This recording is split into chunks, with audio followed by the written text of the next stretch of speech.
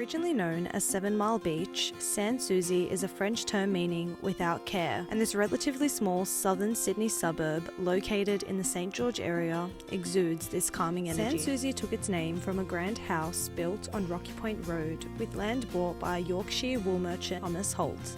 In 1853, the new industrial era was approaching at the time.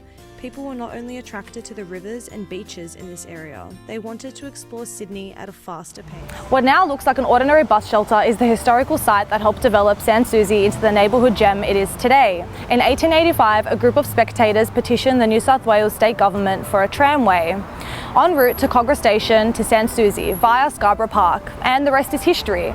Well, partly what's left of this history is where I'm standing right now. The single tramway line made activities like bathing, boating and fishing more accessible to the public.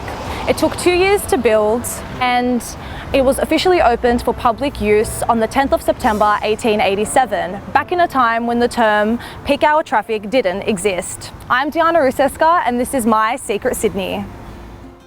The 4 mile and 71 chain line could hold up to 8 tramcars with 40 passengers. The construction of the line helped develop the small, flourishing suburb Sandringham, which was used as a depot that helped maintain the tram line. Now on the corner of Russell and Clareville Avenue, a piece of this history is still marked with a sign and a beautiful plant island. This island remains in its traditional road alignment. This distinctive curve is what made up a single tram track balloon loop structure that would connect with trams coming from Kogarah station to terminate.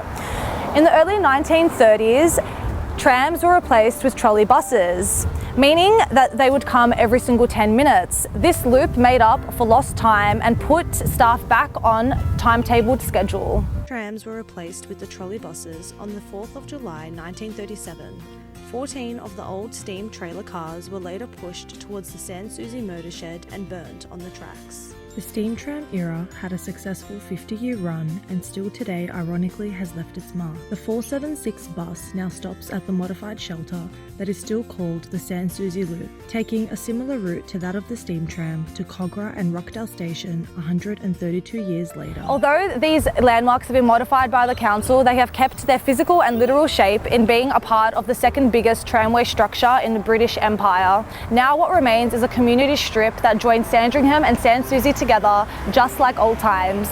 Today, the secret location is surrounded with a local library, convenience store, cafe, popular burger joint, and with many residential properties supporting this close-knit community.